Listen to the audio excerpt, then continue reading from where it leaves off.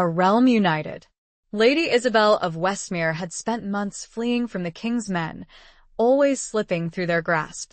But when Sir Gareth Fitzrohan finally caught her, he did not strike. Instead, he smirked, tilting his head. "You are a difficult woman to catch, my lady," he murmured. "Shall we see if you are just as difficult to tame?" Chapter 1. The Falcon's Flight. The wind whipped at Lady Isabel's cloak, a raven's wing against the bruised, twilight sky. It mirrored the frantic beat of her heart, a trapped bird desperate for release. Below, the forest of Westmere stretched out like a rumpled green tapestry, its familiar paths now treacherous labyrinths. She urged her mare, Briar, onward, the beast's powerful strides eating up the ground, but the rhythmic thunder of pursuing hooves gained, inexorable as the tide. She had been running for months, ever since the king's decree had reached Westmere, declaring her a traitor, her lands forfeit, her life a prize. The accusation was a lie, spun from the poisoned whispers of Lord Ashworth, her family's ancient enemy, a man who coveted Westmere's rich forests and strategic position. He had wormed his way into King Edward's ear, painting Isabel as a conspirator, a threat to the crown. A threat she was, but not in the way Ashworth claimed. She threatened his ambition, his greed. Isabel risked a glance over her shoulder. Through the gathering gloom, she saw them, the king's men, their armor glinting like predatory eyes in the fading light. At their head rode a figure she had come to know, even in fleeting glimpses, with a chilling familiarity, Sir Gareth Fitzrohan. The hunter, they called him. The king's most relentless bloodhound. He was a legend whispered in taverns and sung by bards, a warrior of unmatched skill, unwavering loyalty, and a heart said to be as cold as the steel he wielded. He had almost caught her twice before. Once, at the market in Oakhaven, she had felt his gaze upon her, a palpable weight that had sent shivers down her spine. She had melted into the crowd, her disguise as a simple merchant's wife barely holding. The second time, near the ruins of Blackwood Abbey, she had heard the distinctive jingle of a stallion's bridle, a sound that now haunted her dreams. Each near miss had tightened the knot of fear in her stomach, yet fueled a stubborn ember of defiance. She would not be taken. Not by him. Not by anyone. Briar stumbled, a sharp stone jarring Isabel back to the present. The mare recovered quickly, but the momentary falter was a warning. They were both tiring. The forest, once a sanctuary, now felt like a closing fist. Isabel pressed her hand to the small, worn pouch hidden beneath her cloak. Inside, nestled against a lock of her late husband's hair, was a single, intricately carved wooden falcon, a symbol of her family, of Westmere. It was a reminder of what she was fighting for, of what she had lost. Her husband, Lord Thomas, had died 2 years prior, officially of a hunting accident, but Isabel harbored a deep, gnawing suspicion. Ashworth's hand, she was certain, had been involved. Thomas had been a strong, just lord, a bulwark against Ashworth's encroaching influence. His death had left Westmere vulnerable, and Isabel, a woman alone in a world ruled by men, an easy target. The trees thinned, revealing a sliver of moon hanging like a scythe in the darkening sky. Ahead lay the Whispering Falls, a treacherous cascade that marked the boundary of Westmere. Beyond it lay the wild, untamed lands of the north, a refuge, perhaps, but also a perilous unknown. The sound of the hooves was closer now, a deafening roar in her ears. She could almost feel Fitzrohan's breath on her neck. She urged Briar forward, the mare responding with a surge of desperate energy. They reached the edge of the falls, the water a churning white fury in the moonlight.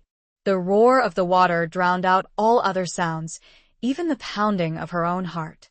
There was a narrow, treacherous path that skirted the falls, a secret known only to the people of Westmere. It was her only hope. Isabel took a deep breath, steeling herself.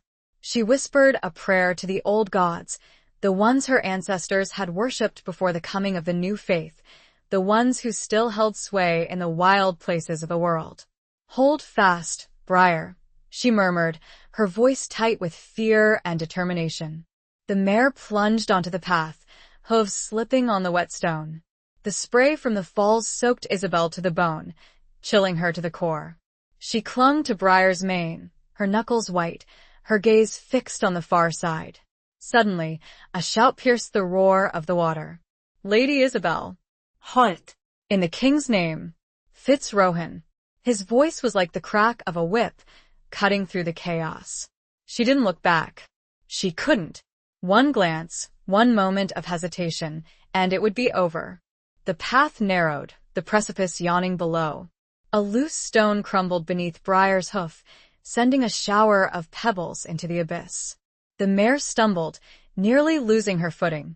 Isabel gasped, her heart leaping into her throat. Then, with a final, desperate surge, Briar reached the other side. Isabel slid from the saddle, her legs trembling, her body aching. She turned to look back, her breath catching in her throat. Sir Gareth Fitzrohan stood on the opposite side of the falls, his silhouette stark against the moonlit spray. He was closer than she had realized, close enough for her to see the glint of his eyes, the set of his jaw. He was a magnificent, terrifying figure, clad in gleaming armor, his hand resting on the hilt of his sword. He did not move, did not speak. He simply watched her, his gaze unwavering, a hunter who had cornered his prey.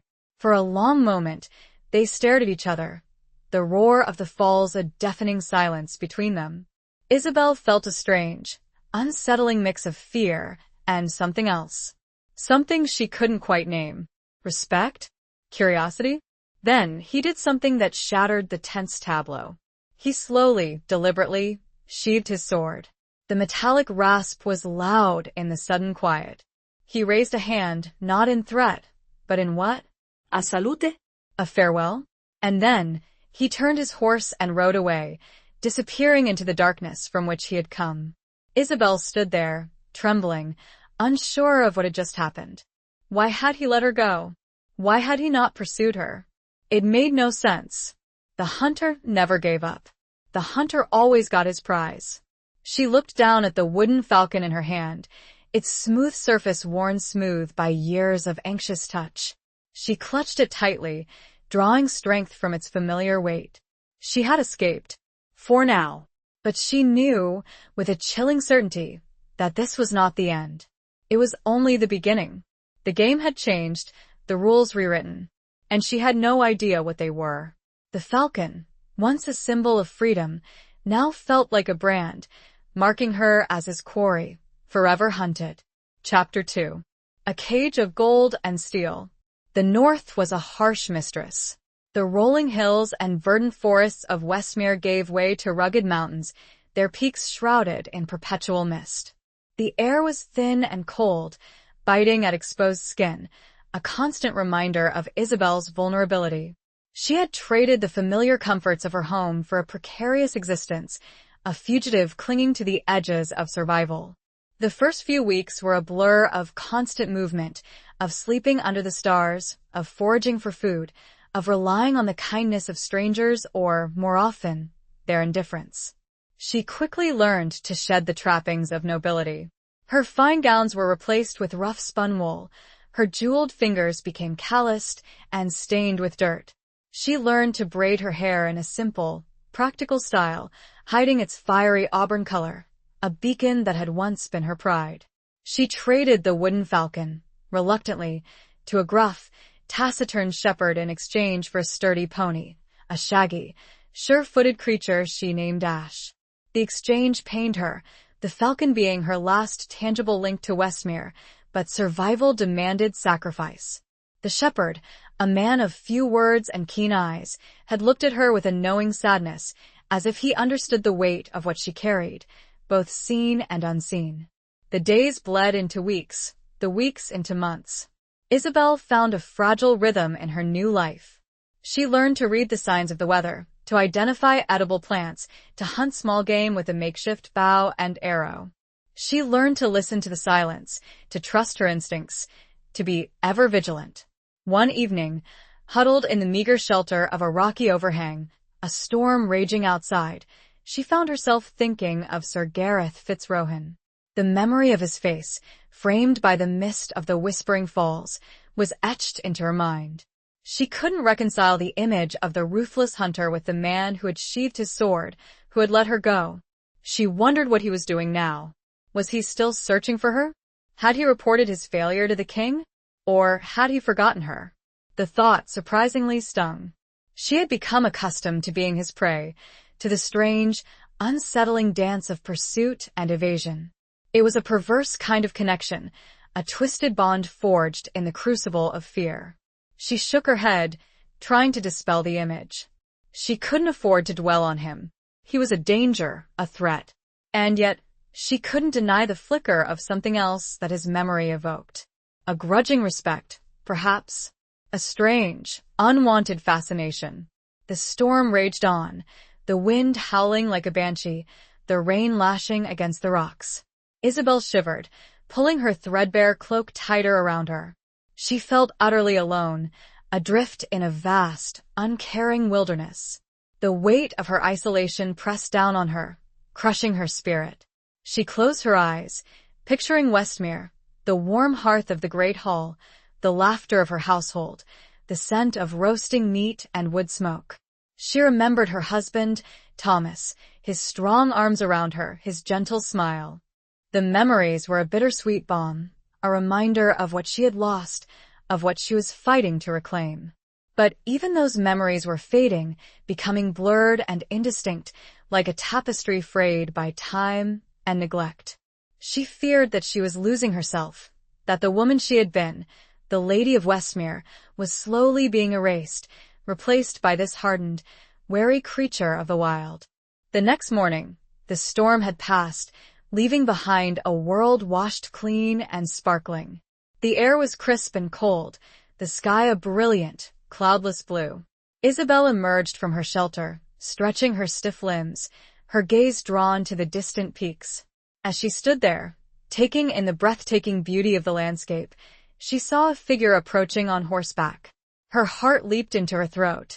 She instinctively reached for the knife sheathed at her belt, her body tensing, ready to flee. But as the figure drew closer, she realized that it was not Fitzrohan. It was a woman, clad in the simple, practical garb of a traveler. She rode with an easy grace, her posture straight, her gaze alert. As the woman approached, Isabel saw that she was older, perhaps in her late 50s, with a face etched with the lines of time and experience. Her hair was silver, streaked with gray, pulled back in a severe braid. Her eyes, though, were sharp and intelligent, a clear, piercing blue. The woman reined in her horse a few feet from Isabel, studying her with a keen, assessing gaze. "You are a long way from home, child," she said, her voice surprisingly gentle. Isabel hesitated, unsure of how to respond. She had learned to be wary of strangers, to trust no one. But there was something about this woman, something in her eyes, that disarmed her. I am, Isabel finally said, her voice barely a whisper. "And you are being hunted," the woman added, her gaze unwavering. Isabel's breath caught in her throat. How could she know? The woman smiled, a small, knowing smile. "I have seen the king's men. They passed through here a few days ago, asking questions. They were looking for a woman, a noble woman, with fiery hair and a spirit to match." Isabel felt a chill run down her spine. She had been so careful, so cautious. And yet, she had been found. "I am Alara," the woman said, extending a hand. "And you are?" Isabel hesitated for a moment longer, then took the woman's hand. Her grip was firm, strong. "Isabel," she said, her voice regaining some of its strength. "Lady Isabel of Westmere." Alara's eyes widened slightly, but she showed no other sign of surprise. "I thought as much," she said. "Come. You are safe with me. For now." She gestured for Isabel to follow her. Isabel, feeling a flicker of hope amidst the fear, mounted Ash and followed Alara, leaving the rocky overhang. She'd traded one precarious shelter for another, uncertain of this woman's true motives, but drawn to her, a moth to a flickering flame. The cage of her fugitive existence had merely shifted, its bars now formed not of steel, but of an unknown future. Chapter 3. The Hunter's Gaze. Alara's home was a small, stone cottage nestled in a hidden valley, a sanctuary of peace and tranquility amidst the rugged wilderness. Smoke curled from the chimney, a welcoming beacon against the backdrop of towering pines. The air was filled with the scent of wood smoke and herbs, a comforting aroma that eased Isabel's frayed nerves. Inside, the cottage was surprisingly spacious and well-appointed. A fire crackled merrily in the hearth, casting a warm glow on the rough-hewn walls. Herbs hung from the rafters, drying in the gentle heat. A loom stood in one corner, a half-finished tapestry depicting a scene of a soaring falcon, strangely familiar. Alara moved with a quiet efficiency, preparing a simple meal of stew and bread.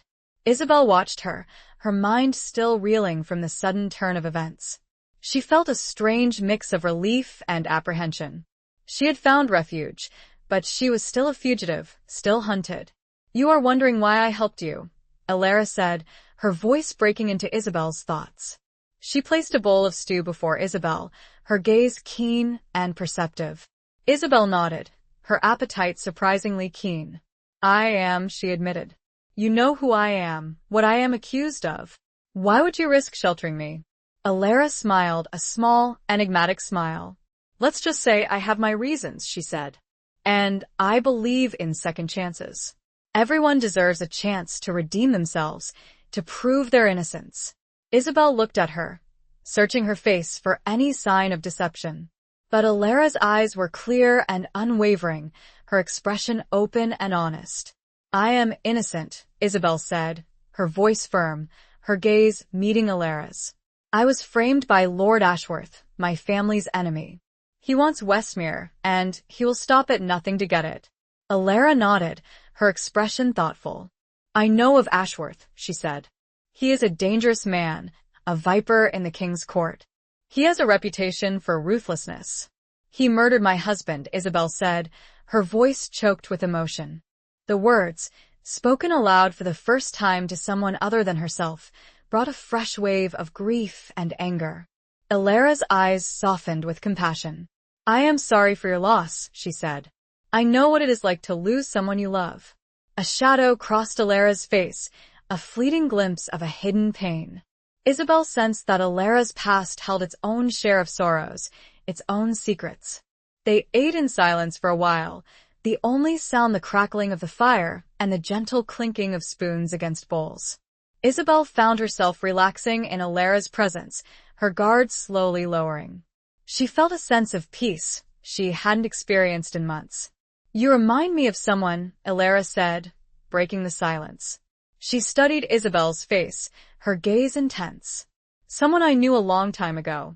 A woman of great courage and spirit. A woman who was also hunted." Isabel felt a shiver run down her spine. "Who?" she asked, her voice barely a whisper. Alara hesitated, her gaze drifting to the half-finished tapestry on the loom. The falcon, its wings outstretched, seemed to stare back at Isabel. "Her name was Lyra," Alara said. "She was a friend. A very dear friend." Isabel's heart skipped a beat. Lyra. The name resonated with a strange familiarity, a whisper from the past. She had heard that name before. Somewhere. What happened to her? Isabel asked, her voice trembling. Alara's eyes filled with sadness. "She was betrayed," she said. "By someone she trusted. She was accused of treason just like you. She was forced to flee, to hide. And she was eventually captured." Isabel felt a cold dread grip her heart. "And what happened then?" Alara looked away, her gaze fixed on the flickering flames of the fire. "She was executed," she said, her voice barely audible. "By the king's order." Isabel gasped, her hand flying to her mouth. The story struck a chilling chord, a terrifying echo of her own predicament. "But there was someone who tried to help her," Alara continued, her voice regaining some of its strength. "A knight. A man of honor and courage. He believed in her innocence. He tried to save her, but he failed." Isabel's mind raced. A knight. A man of honor. Could it be? What was his name?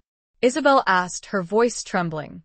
Alara looked at her, her eyes filled with a strange, unsettling intensity. "His name," she said, her voice low and deliberate, "was Sir Gareth Fitzrohan." Isabel felt the blood drain from her face. The name, spoken aloud in this hidden sanctuary, shattered the fragile peace she had found. The hunter, the man who had let her go, the man who, according to Alara, had tried to save a woman accused of treason, a woman who had met a tragic end. The image of Fitzrohan, standing at the Whispering Falls, his gaze unwavering, his sword sheathed, flashed before her eyes. She had seen something in his eyes that day, something she couldn't quite name. Now she understood. It was not just respect, not just curiosity. It was regret, remorse, the haunted gaze of a man who had failed to save someone he believed in. And now he was hunting her. Isabel felt a wave of conflicting emotions wash over her. Fear, yes, but also something else. A flicker of understanding. A glimmer of hope. Perhaps he was not the monster she had believed him to be. Perhaps he was a man trapped by duty, by loyalty, by the weight of his own past. Alara watched her, her gaze perceptive, her expression unreadable. "He is a complex man, Sir Gareth," she said. "He is not what he seems. He carries a heavy burden, a secret sorrow." The hunter's gaze, she realized, was not that of a predator, but of a wounded soul. And that made him all the more dangerous. And perhaps all the more worthy of understanding. The revelation hung in the air, heavy and uncertain, a turning point in a game she was only beginning to comprehend. Chapter 4. Whispers in the Stone Walls. The following days settled into a quiet routine. Isabel helped Alara with her daily tasks, tending the small garden, gathering herbs, spinning wool. Alara, in turn, taught Isabel the ways of the north, sharing her knowledge of the land, the plants, the animals. She taught her how to track, how to hunt with a silent step, how to survive in the wilderness. But beneath the surface of this peaceful existence, a current of unease ran strong. Isabel couldn't shake the image of Sir Gareth Fitzrohan, the hunter who had become, in her mind, something more than a simple pursuer. Alara's story had painted a picture of a man haunted by his past, a man of hidden depths and conflicting loyalties. One evening, as they sat by the fire, Isabel finally broached the subject that had been weighing on her mind. "Alara," she said, her voice hesitant, "you said Sir Gareth tried to save Lyra. How do you know this?" Alara looked at her, her eyes filled with a deep sadness. "I was there," she said. "I saw it all. I was Lyra's confidant, her closest friend." Isabel's eyes widened. "You were with her when she was captured?" Alara nodded. "I was," she said. "I was taken with her. But I was spared. Because I cooperated. I told them what they wanted to hear." Isabel felt a chill run down her spine. Alara had betrayed her friend? Alara saw the question in Isabel's eyes. "I did what I had to do to survive," she said, her voice defensive. "I had no choice. Lyra," she understood. "She forgave me." Isabel didn't know what to say. She couldn't judge Alara. She hadn't been in her shoes. She hadn't faced the same impossible choices.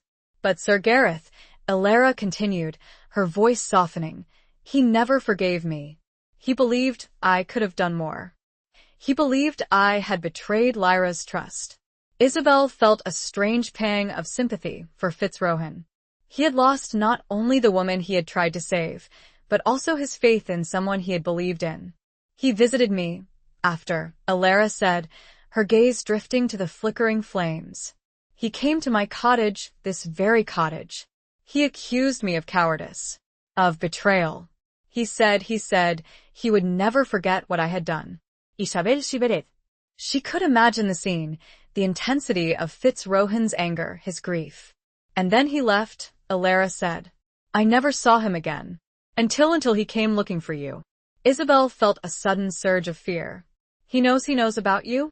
Alara shook her head. "I don't think so," she said. "He didn't recognize me. It was many years ago. And I have changed." Isabel looked at Alara, at the lines of time and sorrow etched on her face. She had changed, indeed. But the eyes, those piercing blue eyes, were the same. But he suspects something, Elara said. He is a perceptive man, Sir Gareth. He senses things. He feels the echoes of the past. Isabel felt a knot of unease tighten in her stomach. Fitzrohan was not just hunting her for treason. He was hunting her for a connection to a past he couldn't escape, a past that intertwined with her own in ways she was only beginning to understand. "We need to be careful," Elara said, her voice low and urgent. "He will be back. I know it, and he will not give up so easily this time." Isabel nodded, her heart pounding. She had thought she had found a safe haven, a place to rest and regroup. But Elara's cottage, with its whispers of the past, its hidden connections to the hunter, felt more like a trap than a refuge. Later that night, Isabel lay awake, staring at the ceiling of the small loft where she slept. The wind howled outside, rattling the windows, mirroring the turmoil in her heart. She couldn't shake the feeling that she was being watched, that Fitzrohan's gaze was upon her, even from afar. She got out of bed and walked to the window, looking out at the moonlit landscape. The mountains loomed in the distance, their peaks shrouded in mist, like ancient, silent sentinels. She thought of Westmere, of her home, of all that she had lost. She thought of her husband, Thomas, his memory a fading ember in the darkness. She thought of Lord Ashworth, the man who had stolen everything from her, the man she vowed to make pay for his crimes. And she thought of Sir Gareth Fitzrohan, the hunter, the man who held the key to her past, and perhaps to her future. A man who was both her enemy and something more. Something she couldn't quite define, something that both terrified and intrigued her.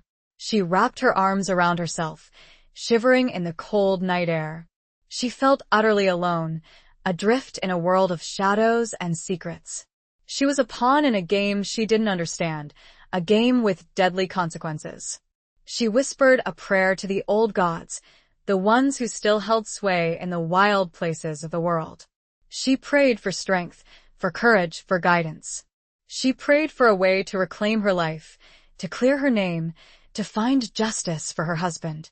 And she prayed for protection from the hunter, the man whose gaze followed her, even into the stone walls of this supposed sanctuary, the man who seemed destined to be either her salvation or her doom. The silence of the cottage was filled only with the echoes of the past and the chilling premonition of a future yet to unfold. Chapter 5. The Price of Defiance. The tranquility of Elara's cottage was shattered a week later. Isabel was returning from a morning hunt, a brace of rabbits slung over her shoulder, when she saw the smoke. A thin, black plume rising above the trees, marring the clear blue sky. Her heart clenched with a sickening dread. She broke into a run, her breath catching in her throat. As she neared the cottage, the acrid smell of burning wood filled the air. Her fear intensified. She burst into the clearing, her eyes widening in horror. The cottage was engulfed in flames, the roof collapsing, the windows spewing black smoke. The fire roared, a hungry beast consuming everything in its path. "Elara!" Isabel screamed, her voice hoarse with terror. She dropped the rabbits and ran towards the burning building, her hands outstretched. But before she could reach the cottage, a figure emerged from the smoke, coughing and choking. It was Elara, her face blackened with soot, her clothes singed and torn. "Elara!" Isabel cried, relief flooding through her. She rushed to Elara's side, helping her to her feet. "Isabel, you're alive," Elara gasped, her voice weak and raspy. "What happened?" Isabel asked, her eyes scanning the burning wreckage. "Who did this?" Elara shook her head, her eyes filled with a mixture of fear and anger. "I don't know," she said. I was inside when it started. I barely escaped." Isabel helped Elara away from the fire, leading her to a safe distance. They sat down on a fallen log, watching the cottage burn, their faces illuminated by the flickering flames. Isabel felt a wave of despair wash over her. Everything was gone. Elara's home, her possessions, her sanctuary, and Isabel's refuge, her fragile sense of security, had vanished with it. "They were looking for you," Isabel, Alara said, her voice trembling. I heard them before the fire. They were King's men. Isabel's blood ran cold. The King's men. They had found her. Again. But how? Isabel asked, her voice barely a whisper. How did they know? Alara looked at her, her eyes filled with a deep sadness. I don't know, she said. But I fear there is a traitor among us. A traitor. The word hung in the air, heavy and ominous. Isabel's mind raced. Who could have betrayed them? Who knew of their hiding place? She thought of the shepherd, the one who had traded her the pony. He had seemed trustworthy, but could he have been working for the king? Or for Ashworth? She thought of the villagers she had encountered on her journey, the merchants, the farmers. Any one of them could have betrayed her for a price. She felt a surge of anger, of frustration. She was surrounded by enemies, by shadows, by whispers. She didn't know who to trust. We have to leave, Isabel said, her voice firm. We have to get out of here. Now. Alara nodded, her eyes filled with a grim determination. You're right, she said. We are not safe here. We need to find another refuge. They gathered what few belongings they could salvage from the wreckage: a waterskin, a small pouch of dried food, a blanket. Alara managed to retrieve her loom, miraculously unharmed, and the half-finished tapestry, its falcon seeming to watch them with accusing eyes. They set off, walking away from the burning cottage, their faces turned towards the unknown. Isabel felt a sense of loss, of grief, but also a renewed sense of purpose. She would not be broken. She would not give up. She would survive. As they walked, Isabel couldn't shake the feeling that they were being watched. She kept glancing over her shoulder, her senses on high alert. She felt the hunter's gaze, even though she couldn't see him. She knew that he was out there, somewhere, closing in. He was relentless, unforgiving. He would not stop until he had captured her. But she would not make it easy for him. She would fight. She would resist. She would defy him until her last breath. The price of defiance, she knew, was high. It was her home, her sanctuary, her peace. But it was a price she was willing to pay. For her freedom, for her honor, for the memory of her husband, for the hope of justice. The burning cottage was a stark reminder of the stakes, a symbol of the destruction that followed in her wake. But it also fueled a fire within her, a burning determination to survive, to outwit her enemies, to reclaim what was rightfully hers. The game had escalated, the danger intensified, and she was ready to play, even if it meant facing the hunter himself and whatever secrets he carried within his haunted heart. The smoke from the fire billowed behind them, a dark omen against the setting sun, a testament to the cost of her rebellion. Chapter 6. Scars of the Past. The journey was arduous. They traveled by night, hiding by day, avoiding roads and villages, sticking to the wild, untamed places. The landscape was harsh and unforgiving, the weather unpredictable. They faced hunger, thirst, exhaustion. But Isabel found a strength she didn't know she possessed. She pushed herself to her limits, driven by a fierce determination to survive, to escape the king's men, to find a safe haven. Alara, despite her age, proved to be a resilient and resourceful companion. Her knowledge of the wilderness, her calm demeanor, her quiet strength were a constant source of support. One evening, as they huddled around a small, carefully concealed fire, Isabel noticed Alara staring at her, her expression thoughtful. You have changed, Isabel, Alara said, her voice soft. You are not the same woman who arrived at my cottage a few weeks ago. Isabel looked at her, surprised. How so? She asked. Alara smiled, a small, knowing smile. You are stronger, she said. More resilient. You have found your inner fire. Isabel thought about it. Alara was right. She had changed. The fear was still there, but it was no longer crippling. It was a driving force, a catalyst that fueled her determination. She had learned to rely on herself, to trust her instincts, to fight for her survival. The wilderness, it changes you, Isabel said. It strips away the superficial. It forces you to confront your true self. Alara nodded. It does, she said. It reveals your strengths and your weaknesses.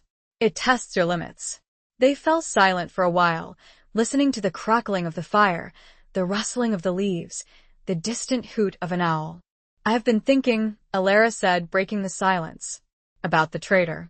About who could have betrayed us. Isabel's heart clenched. The thought of the traitor, of the betrayal, still filled her with anger and unease. I have a suspicion, Alara said, her voice low and hesitant. But it is just a feeling. I have no proof. Isabel looked at her, her gaze intense. Tell me, she said. Who do you suspect? Alara hesitated, her eyes filled with a deep sadness. I suspect it may be someone closer than we think. Isabel's mind raced. Someone close? Who could it be? I suspect it may be someone connected to Sir Gareth. Isabel's breath caught in her throat. Sir Gareth? But why? I know it sounds impossible, Alara said. But I have seen the way he looks at you. There is something there. Something more than just duty. Isabel shook her head, trying to dispel the thought. It couldn't be. Rohan was her enemy, her hunter. He was the king's man. He carries scars, Isabel, Alara continued, her voice soft. Scars of the past. Scars that connect him to Lyra. And to you. Isabel remembered Alara's story, the story of Lyra, the woman Rohan had tried to save. The woman who had been executed for treason. The woman who bore a striking resemblance to Isabel. He sees her anew, Alara said. He sees a chance to redeem himself, to right the wrongs of the past. Isabel felt a strange mix of emotions wash over her. Fear, yes, but also a flicker of understanding. A glimmer of compassion. But how could he betray the king? Isabel asked, her voice trembling. He is known for his loyalty. Ileta smiled. A sad, knowing smile. Loyalty is a complex thing, Isabel, she said. It can be tested. It can be broken. And sometimes the greatest loyalty is to one's own conscience. Isabel thought about it. Could Rohan be playing a double game? Could he be secretly helping her, while pretending to hunt her? It seemed far-fetched, but it also made a strange kind of sense. We need to be careful, Alara said, her voice urgent. We cannot trust anyone, not even Sir Gareth. Isabel nodded, her heart heavy. She was caught in a web of intrigue, of betrayal, of hidden loyalties. She didn't know who to trust, who to believe. She looked at Alara, her gaze filled with gratitude and affection. Alara was the only person she could truly rely on, the only person who had stood by her, who had risked her own life to help her. Thank you, Alara, Isabel said, her voice choked with emotion. For everything. Alara smiled, her eyes filled with warmth. You are welcome, child, she said. We are in this together. They sat in silence for a while, the fire casting long, flickering shadows around them. The scars of the past, both visible and hidden, seemed to bind them together, weaving a tapestry of shared pain and uncertain hope. The wilderness around them felt both menacing and protective, a reflection of the dangerous game they were playing, a game where the lines between hunter and hunted, friend and foe, were becoming increasingly blurred. The night held its breath, waiting for the next move, the next revelation, the next twist in their intertwined fates. Chapter 7. A Dance of Shadows and Secrets. Their journey led them to a small, isolated monastery, perched high on a windswept cliff overlooking the sea. The monastery was a place of quiet contemplation, of prayer, of refuge. It was also a place of secrets, of hidden histories, of forgotten lore. The monks, a small, austere order dedicated to scholarship and healing, welcomed them with cautious hospitality. They were wary of strangers, especially those who carried the scent of trouble. But Alara, with her quiet dignity and her knowledge of herbs and healing, quickly earned their respect. Isabel, however, remained an object of suspicion. Her noble bearing, her air of defiance, her haunted eyes, marked her as someone different, someone who carried a burden of secrets. The abbot, a wizened old man with piercing blue eyes that seemed to see into the depths of one's soul, questioned her closely. He sensed her connection to the king's court, to the world of power and intrigue. He sensed the danger that followed her. "You are running from something, child," he said, his voice gentle but firm. "From someone." Isabel hesitated, unsure of how much to reveal. She had learned to be cautious, to trust no one. But there was something about the abbot, something in his eyes, that disarmed her.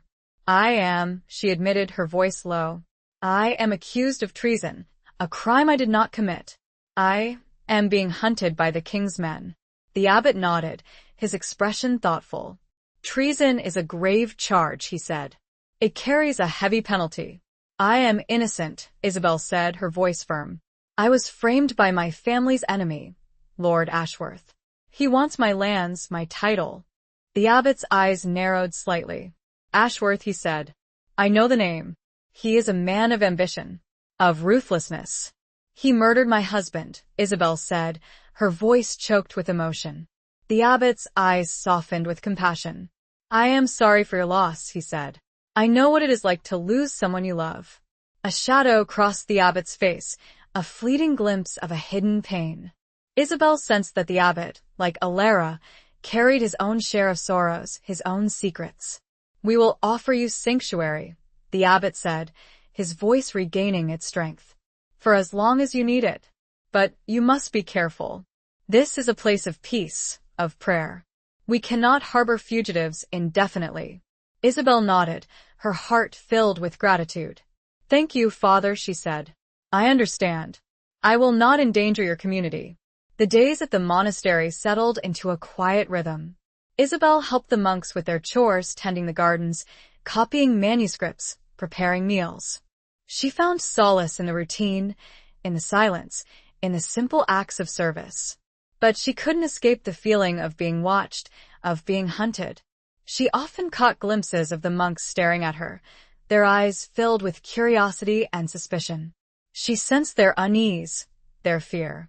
One evening, as she was walking in the monastery gardens, she saw a figure standing in the shadows, watching her. Her heart leaped into her throat. She instinctively reached for the knife sheathed at her belt. But as the figure stepped into the moonlight, she realized that it was not Fitzrohan. It was one of the younger monks, a novice named Brother Thomas. He approached her hesitantly, his eyes filled with a strange mixture of fear and admiration. "Lady Isabel," he said, his voice barely a whisper. "I need to talk to you." Isabel looked at him, her guard up. "What is it, Brother Thomas?" she asked. He glanced around nervously, making sure they were alone.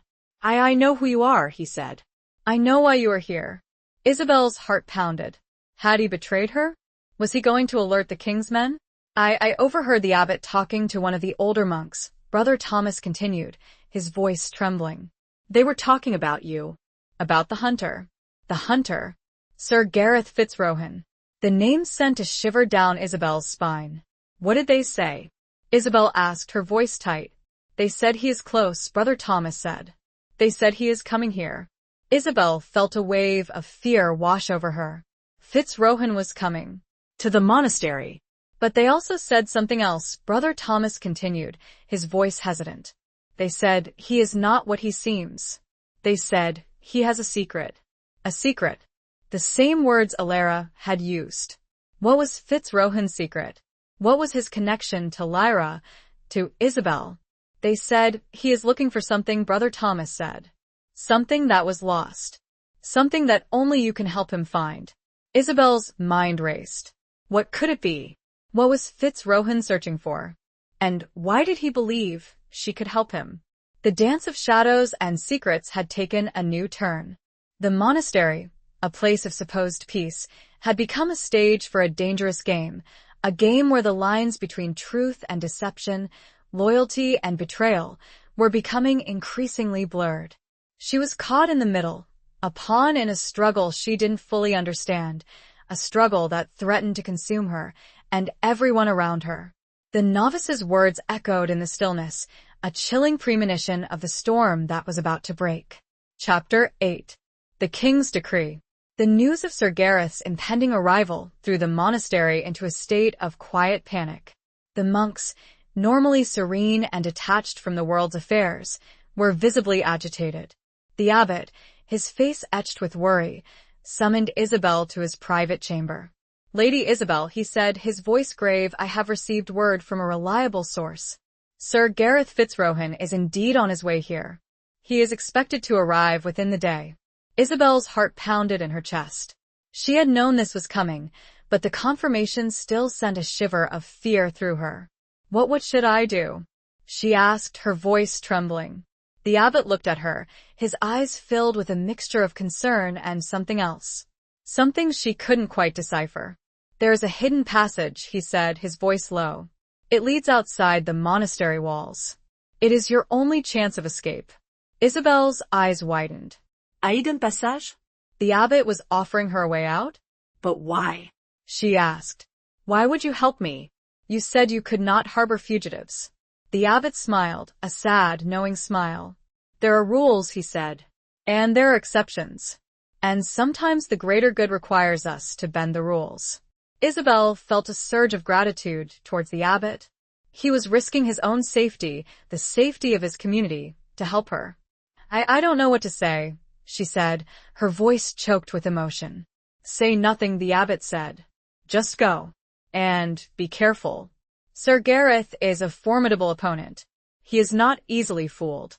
He led her to a hidden door behind a large tapestry depicting the monastery's patron saint.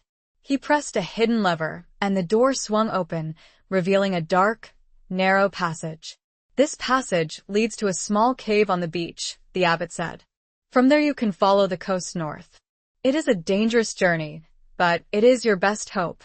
Isabel nodded, her heart filled with a mixture of fear and determination.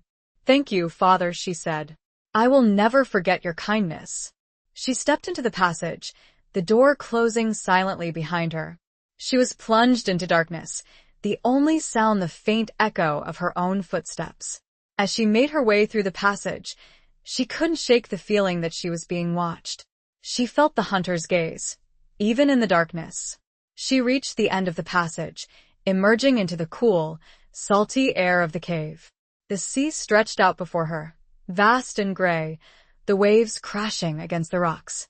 She looked back at the monastery, perched high on the cliff, its stone walls gleaming in the afternoon sun.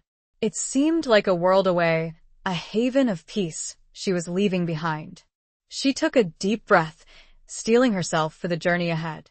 She had escaped the monastery, but she was still a fugitive, still hunted. As she was about to set off along the coast, she heard a voice that sent a shiver down her spine. "Lady Isabel." She froze, her heart pounding. She slowly turned around. Standing at the entrance of the cave, silhouetted against the light, was Sir Gareth Fitzrohan. He was clad in full armor, his sword at his side, his gaze unwavering. He had found her. Again. "I knew you would be here," he said, his voice low and resonant.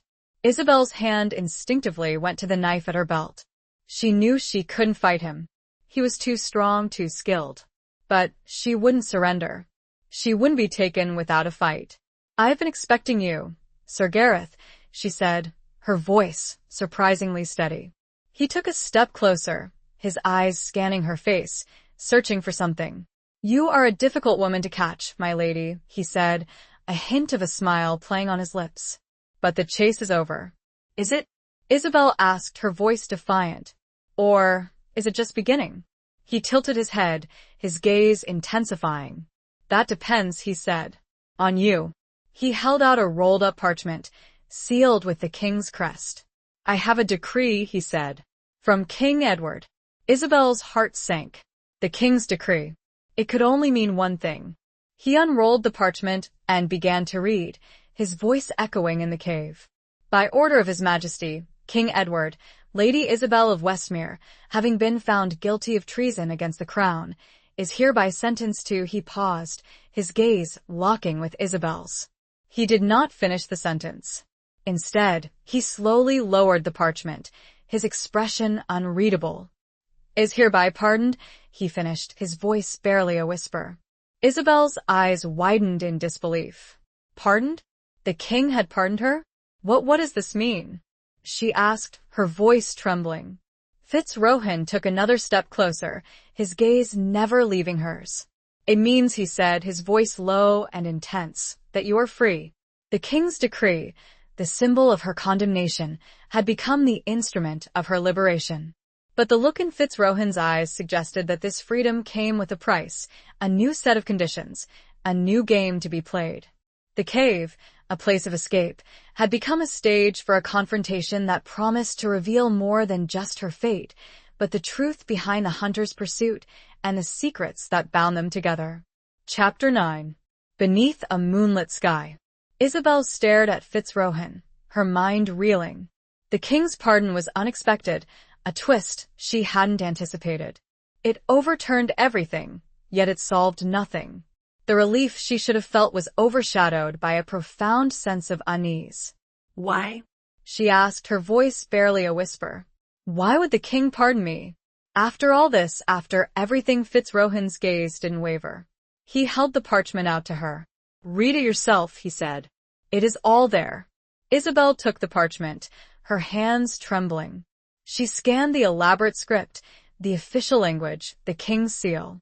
It was genuine. She was pardoned. All charges against her were dropped. Westmere was to be restored to her. But there was a condition. A final paragraph, written in a slightly different hand, caught her eye. Lady Isabel of Westmere is to be placed under the protection of Sir Gareth Fitzrohan, who shall be responsible for her safety and well-being. She shall accompany him to the king's court, where she shall swear fealty to the crown and answer any further questions regarding her alleged treason. Isabel's blood ran cold. Under Fitzrohan's protection? Accompany him to court? It was a trap. A gilded cage. She was being traded from one form of captivity to another. This is unacceptable, she said, her voice rising. I will not be your prisoner. Fitzrohan's expression remained impassive. It is not a prison, my lady, he said. It is protection. You are still in danger. Ashworth will not give up so easily. And you are supposed to protect me? Isabel asked, her voice laced with sarcasm. The hunter becomes the guardian? I gave my word, Fitzrohan said, his voice firm. To the king. And to someone else. Someone else? Isabel's mind raced. Who? Alara? Brother Thomas? The abbot? I do not trust you, Isabel said, her gaze unwavering. I do not believe you. Fitzrohan took a step closer, his eyes searching hers. You have no choice, my lady, he said. It is the king's command, and it is for your own good. He reached out and gently took her hand. His touch, surprisingly, was not cold or threatening. It was warm, gentle, protective. Isabel felt a strange shiver run through her. She looked into his eyes, and for the first time, she saw something other than the cold, calculating gaze of the hunter. She saw vulnerability, sadness, regret. I know you have suffered, Fitzrohan said, his voice low and husky. I know you have lost much, but I am not your enemy. Isabel's heart ached. She wanted to believe him. She wanted to trust him. But the scars of the past, the betrayals, the lies, made it impossible. Let me help you, Fitzrohan said, his voice pleading. Let me prove to you that I am worthy of your trust.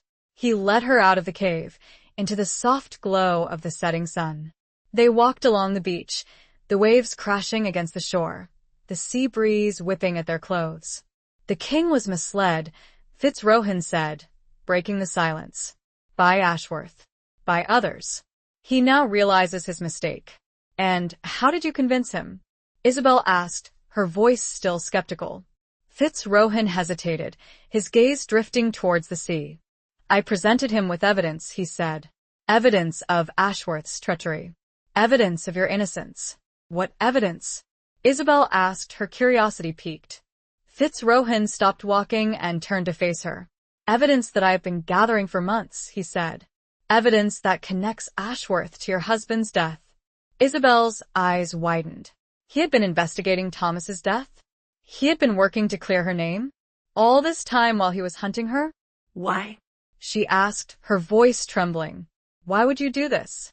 Fitzrohan looked at her, his eyes filled with a deep, unreadable emotion. Because he said, his voice barely a whisper, I owed it to someone. He looked away, his gaze fixed on the horizon. "I owed it to Lyra," he said. The name, spoken aloud in the open air, hung between them like a ghost. Lyra, the woman he had failed to save. The woman who haunted his dreams. The woman who looked so much like Isabel. The moon had risen, casting a silvery glow on the water. Beneath that moonlit sky, the truth began to unravel, revealing a tapestry of tangled loyalties, hidden motives, and a love that had transcended death and betrayal. He was not just protecting her for the king, he was protecting her for himself, for a promise made long ago, a debt he was determined to repay. The beach, a place of escape and pursuit, had become a sanctuary of confession, a place where the hunter finally revealed his heart. Chapter 10. The Serpent's Kiss. The journey to the king's court was fraught with tension. Isabel remained wary of Fitzrohan, despite his claims of protection and his revelation about Lyra. She couldn't shake the feeling that she was walking into a trap, that Ashworth's influence still loomed large, a serpent coiled and ready to strike. Fitzrohan, for his part, was a model of respectful restraint. He treated her with courtesy, attending to her needs, ensuring her comfort, but he maintained a distance, a careful formality that both reassured and frustrated her. He was a closed book, his emotions carefully guarded, his true motives still shrouded in mystery. They traveled mostly in silence, the only sounds the rhythmic beat of their horses' hooves, the rustling of the wind through the trees, the occasional cry of a hawk circling overhead. Isabel used the time to observe him, to study him, to try to decipher the man behind the mask of the hunter. She noticed the small details, the way he held himself, his posture always erect, his gaze ever vigilant. The way he handled his sword, with a practiced ease that spoke of years of training, of battles fought, of lives taken. The way he looked at her, when he thought she wasn't watching, his eyes filled with a mixture of what? Regret? Longing? Something she couldn't quite name. One evening, as they camped by a small stream, Fitzrohan built a fire and prepared a simple meal. Isabel watched him, her curiosity piqued. "You said you had evidence," she said, breaking the silence. "Evidence of Ashworth's treachery." "What kind of evidence?" Fitzrohan looked up at her, his eyes flickering in the firelight. "Documents," he said. "Letters." "Testimonies." "Proof that he conspired with your husband's hunting companions." "Proof that he paid them to arrange an accident." Isabel's breath caught in her throat. So it was true. Ashworth had murdered Thomas. She had known it, deep down, but hearing it confirmed, seeing the cold, hard evidence in Fitzrohan's words, brought a fresh wave of grief and anger. "How did you find this evidence?" she asked, her voice trembling. Fitzrohan hesitated, his gaze shifting away from hers. "I have sources," he said. "Contacts within Ashworth's household. Within the king's court." Isabel's mind raced. He had spies? He was playing a dangerous game, a game of deception and intrigue. "Why are you doing this?" she asked, her voice barely a whisper. "Why are you risking so much for me?" Fitzrohan looked at her, his eyes filled with a deep, unreadable emotion. He opened his mouth to speak, then hesitated, as if struggling to find the right words. "I told you," he said, his voice low and husky. "I owed it to Lyra. And I owe it to you." He reached into his tunic and pulled out a small, worn leather pouch. He opened it and carefully took out a locket, a delicate silver filigree containing a miniature portrait. He held it out to Isabel. "This belonged to Lyra," he said. Isabel took the locket, her hands trembling. She opened it and gazed at the portrait. It was a woman with fiery auburn hair, piercing blue eyes, a striking resemblance to Isabel herself.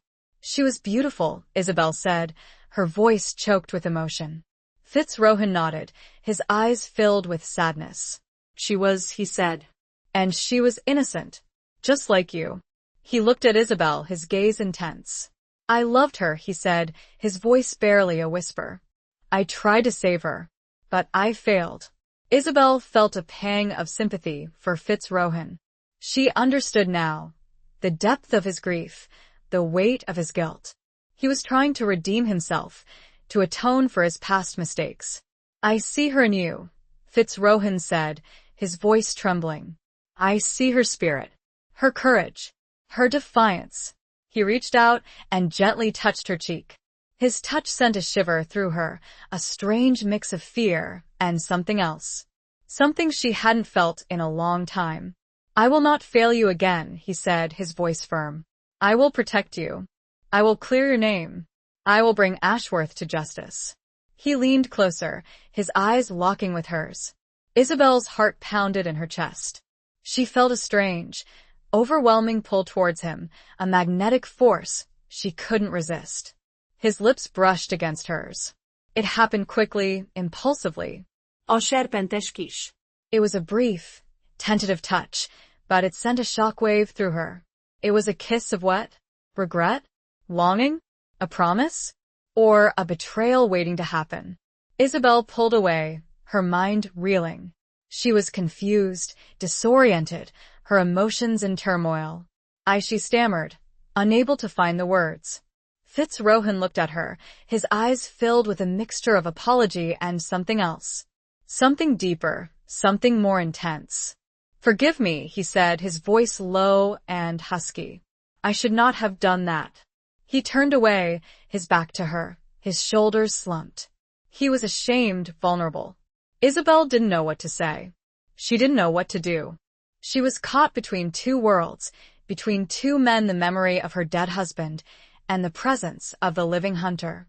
The kiss, a fleeting moment of connection, had shattered the fragile equilibrium, leaving her exposed and uncertain, questioning everything she thought she knew about him, about herself, about the treacherous path that lay ahead.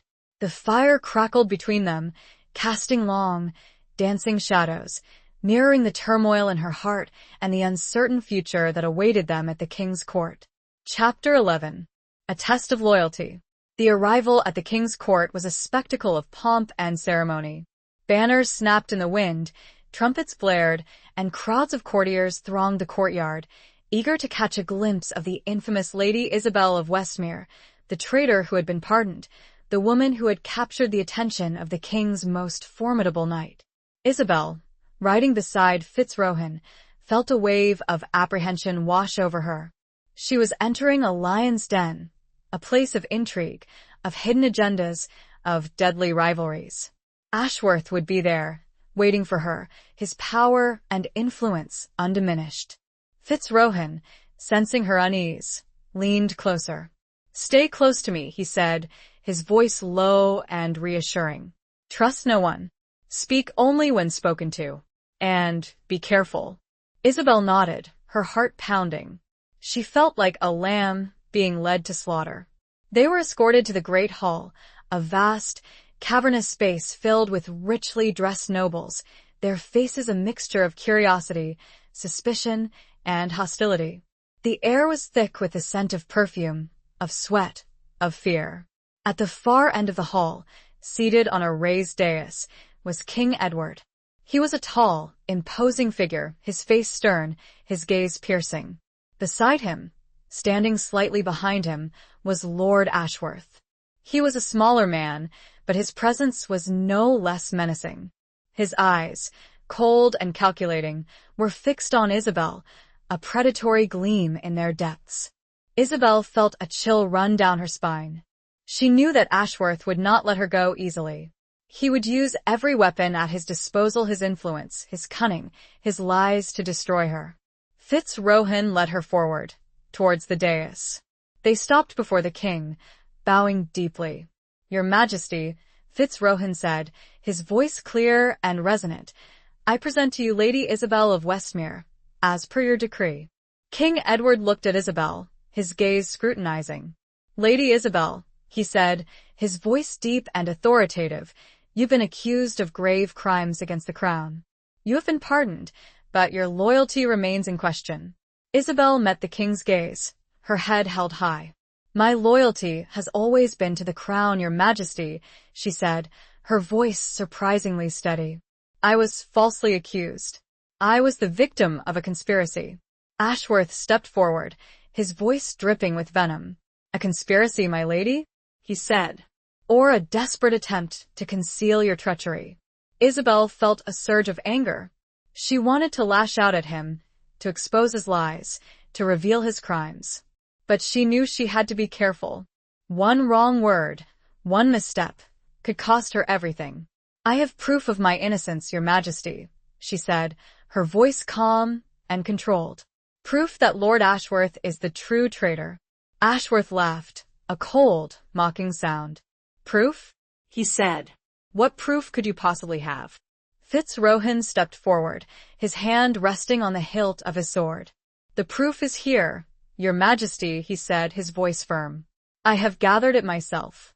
He produced a leather-bound portfolio containing the documents, the letters, the testimonies he had collected. He presented it to the king. King Edward took the portfolio, his eyes narrowing. He began to examine the contents, his expression growing increasingly grim. Ashworth watched, his face pale, his eyes filled with a mixture of fear and rage. He knew that his carefully constructed web of lies was about to unravel. The hall was silent, the tension thick and palpable. Everyone waited, holding their breath, for the king's judgment. Finally, King Edward looked up, his gaze fixed on Ashworth. "Lord Ashworth," he said, his voice cold and hard, "you are accused of grave crimes. Of treason. Of murder. What say you?" Ashworth opened his mouth to speak, but no words came out. He was caught, exposed, defeated. But then, with a sudden, desperate move, he drew a hidden dagger and lunged towards Isabel, his eyes filled with murderous intent. "Traitor!" he screamed. "You will not escape my wrath." Everything happened in a blur. Fitzrohan reacted instantly, drawing his sword and stepping in front of Isabel, shielding her from Ashworth's attack. The two men clashed, their swords ringing out in the silent hall. Isabel watched, her heart pounding, her breath caught in her throat. It was a fight to the death, a test of loyalty, a clash of destinies. Fitzrohan, her protector, her what? Hello. Her captor? Her savior? She didn't know. All she knew was that he was fighting for her, risking his life to save hers. The fight was brief, brutal. Fitzrohan, with his superior skill and strength, quickly gained the upper hand. He disarmed Ashworth, his sword point pressing against the traitor's throat. "Yield, Ashworth," Fitzrohan said, his voice cold and hard. "Or die." Ashworth, defeated and disgraced, dropped to his knees, his head bowed in submission. The serpent had been vanquished, its venom neutralized. The king's court, a place of treachery and intrigue, had become the scene of a dramatic showdown, a test of loyalty that had revealed the true colors of all involved. Isabel, the pawn in their game, had survived, but the scars of the encounter, both physical and emotional, would remain. The silence of the hall was broken only by the heavy breathing of the combatants and the unspoken question that hung in the air. What would be the price of this victory? Chapter 12. Echoes of a Forgotten Love. With Ashworth's treachery exposed and his life forfeit, a wave of relief washed over Isabel. Yet it was mingled with a profound weariness. The constant flight, the fear, the betrayals, had taken their toll. The victory felt hollow, overshadowed by the losses she had endured. King Edward, satisfied with Fitzrohan's swift justice and the irrefutable evidence, ordered Ashworth's immediate imprisonment, pending a formal trial. He then turned his attention to Isabel, his gaze softening slightly. "Lady Isabel," he said, his voice regaining some of its warmth, "you have been wronged, grievously wronged. I offer you my sincere apologies and the full restoration of your lands and title." Isabel bowed her head. "Thank you, Your Majesty," she said, her voice still trembling with the aftermath of the near-fatal attack. "Your justice is appreciated. You have also earned the gratitude of the crown," the king continued, "and the personal gratitude of Sir Gareth Fitzrohan." He gestured towards Fitzrohan, who stood beside Isabel, his sword sheathed, his expression unreadable. "Sir Gareth has proven himself to be a loyal and courageous knight," the king said. "He has risked his life to protect you. He has served the crown with distinction." Fitzrohan bowed to the king, his face impassive. "It was my duty, Your Majesty," he said. The king smiled, a rare and fleeting expression. Duty and perhaps something more, he said, his gaze flickering between Fitzrohan and Isabel. The court was dismissed, and Isabel was escorted to luxurious chambers within the castle. She was given attendants, fine clothes, everything she needed to restore her to her former status. But she felt like an imposter, a stranger in a familiar world.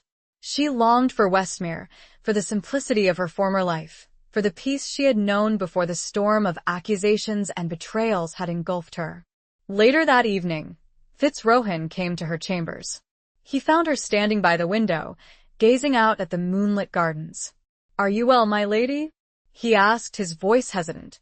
Isabel turned to face him. She looked at him, really looked at him, for the first time since the dramatic confrontation in the great hall. She saw the lines of fatigue etched on his face, the shadows in his eyes, the weariness in his posture. "I am alive," she said, her voice flat.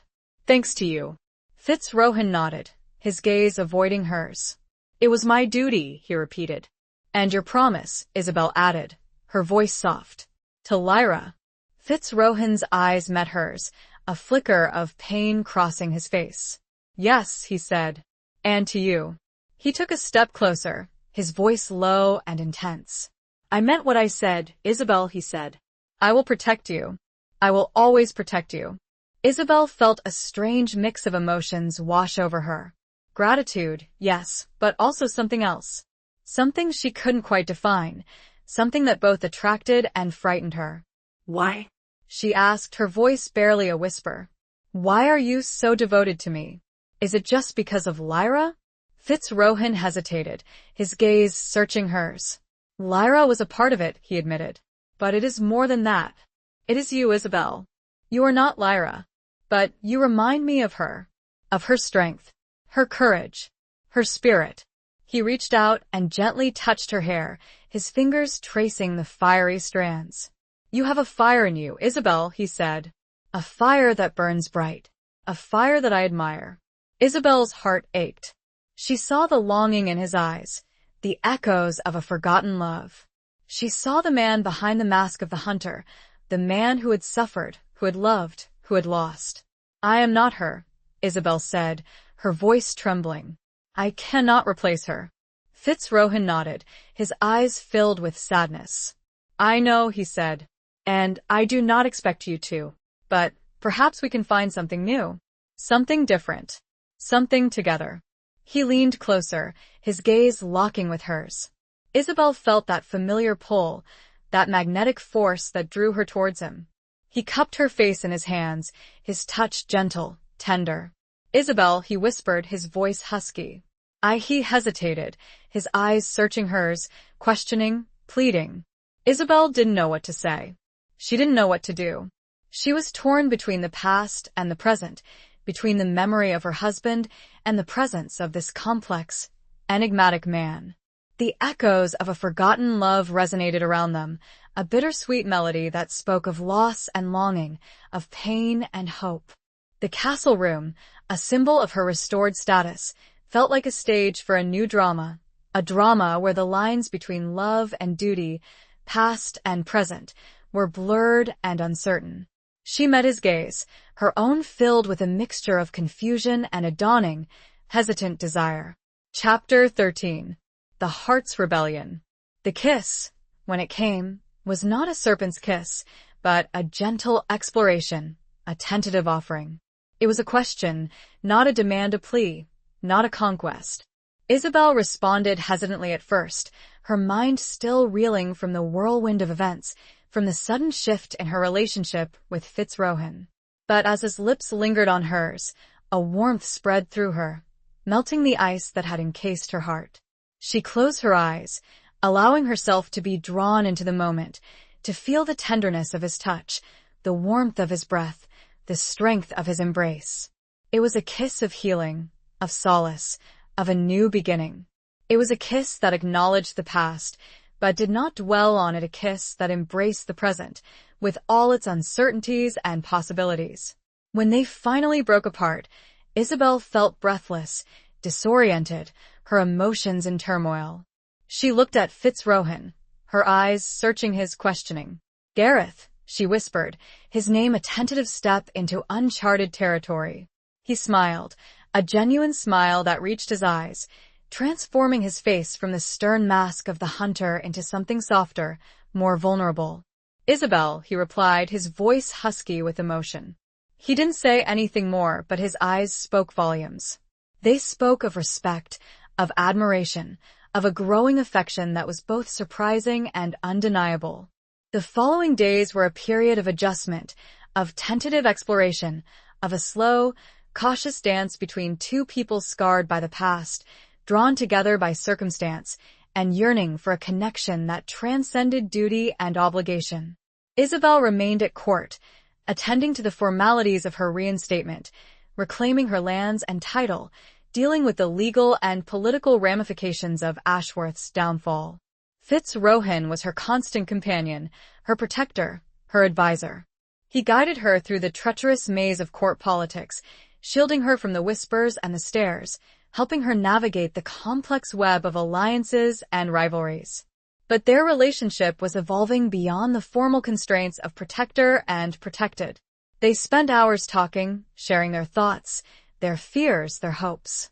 Isabel learned more about Gareth's past, about his childhood, his training as a knight, his unwavering loyalty to the crown, and the deep, abiding grief he still carried for Lyra. Gareth, in turn, learned about Isabel's life at Westmere, her love for her husband, her passion for her people, her fierce independence, and the deep-seated pain she carried from her betrayal and loss. They found common ground in their shared experiences, in their mutual respect for honor and justice, in their yearning for peace and stability. They discovered a shared sense of humor, a mutual appreciation for beauty, a common desire for a life beyond the confines of duty and obligation.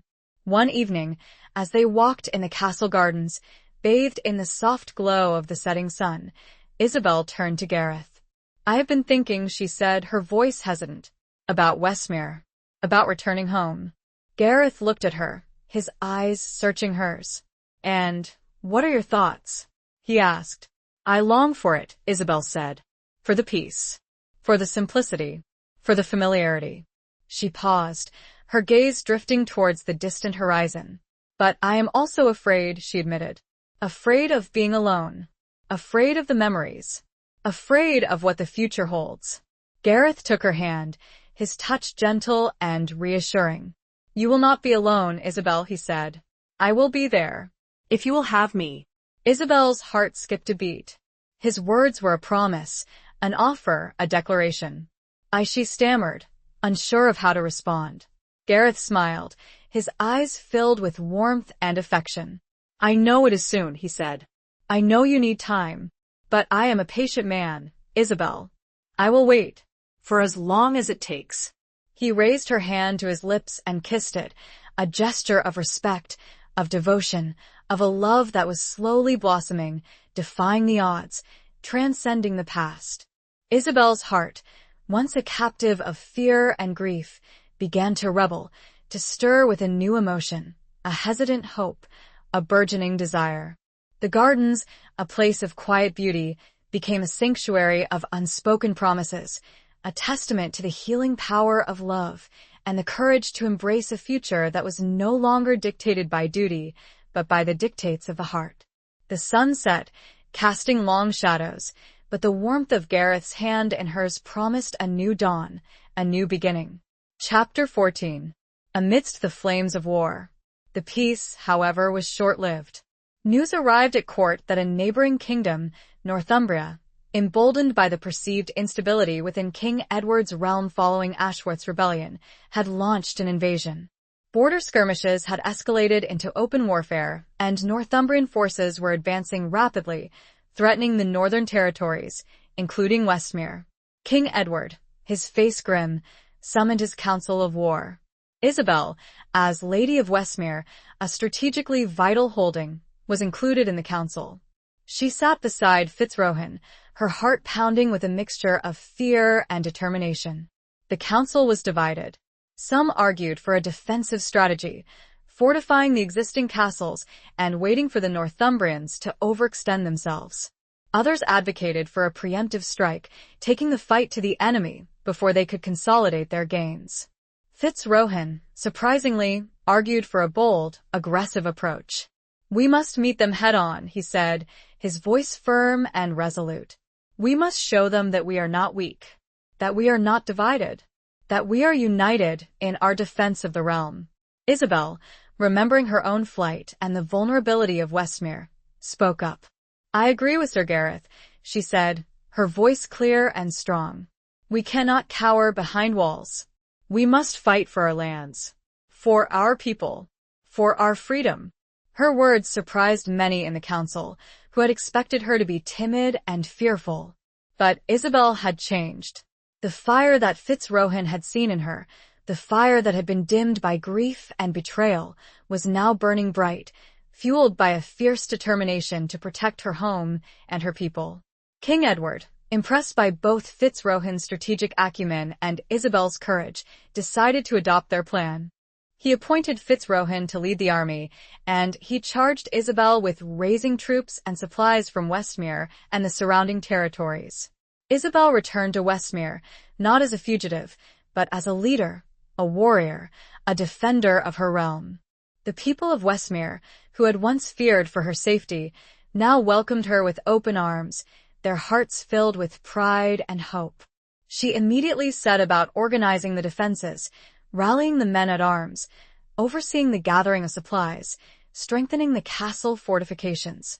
She worked tirelessly, day and night, driven by a sense of duty and a fierce determination to protect her home.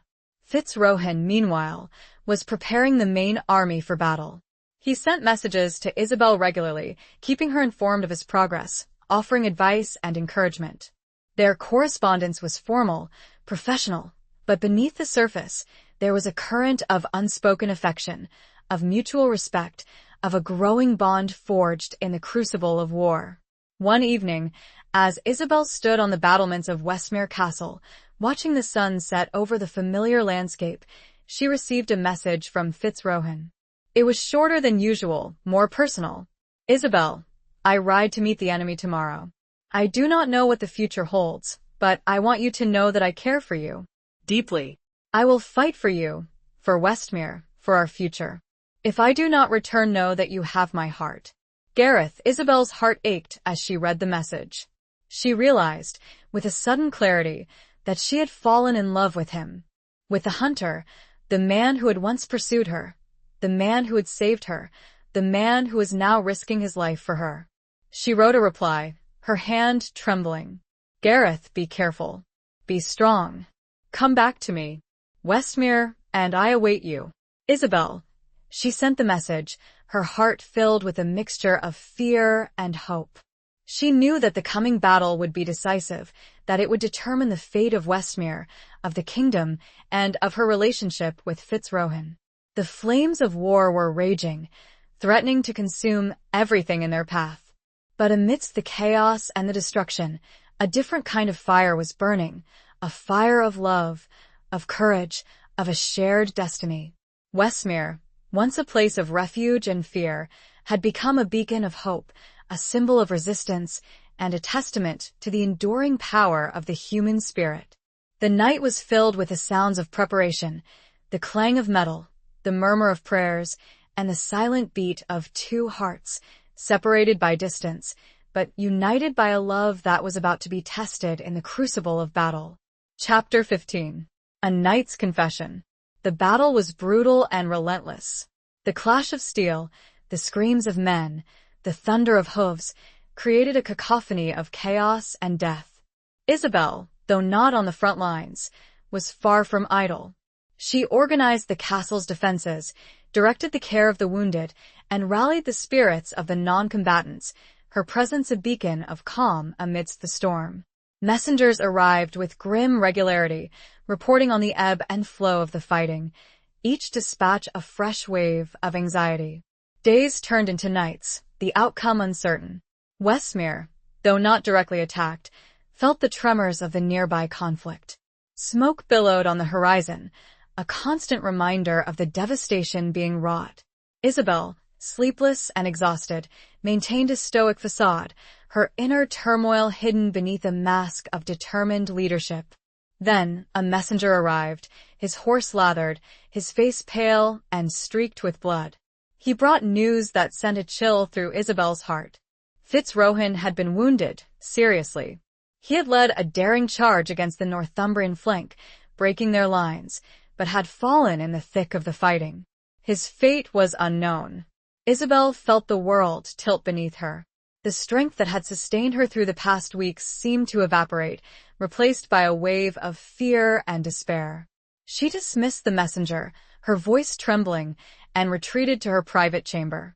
She sank to her knees, her hands clasped in prayer, her heart aching with a pain she had not felt since the death of her husband.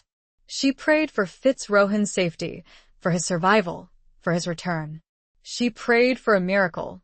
Hours later, as dawn broke, painting the sky with hues of gray and pink, another messenger arrived.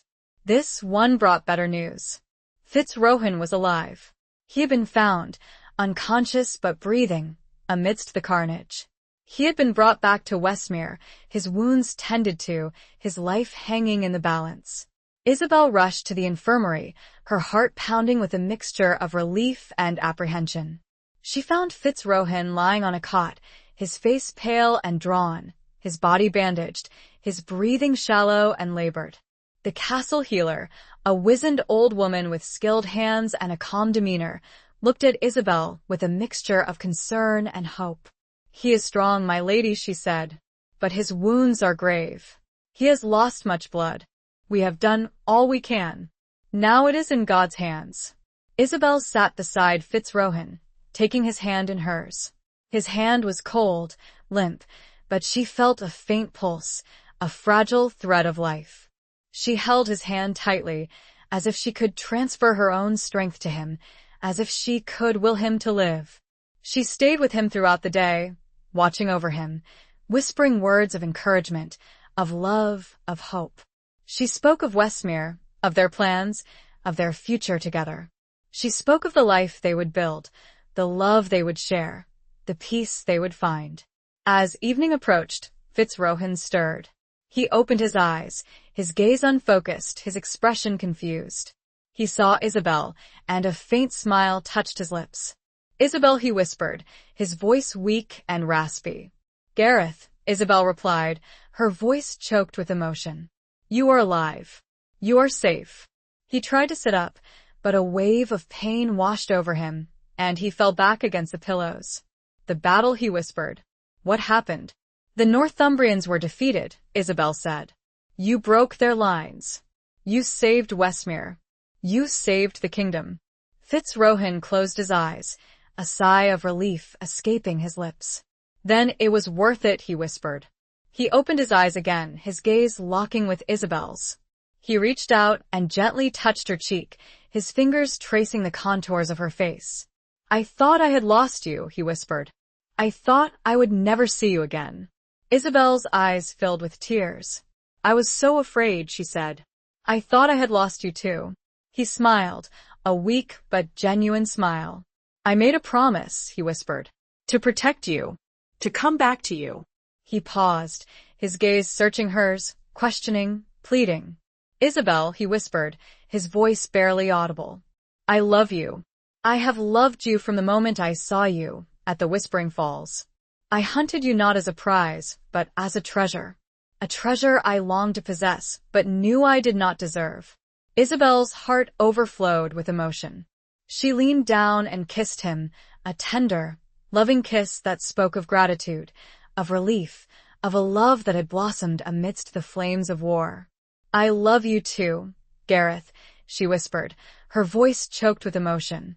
"I love you with all my heart."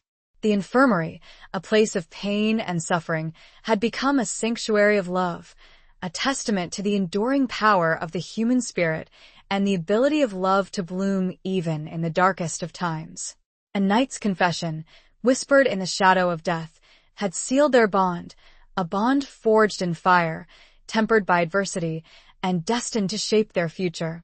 The setting sun cast long shadows, but the warmth of their love illuminated the room, promising a new dawn, a new beginning, free from the burdens of the past.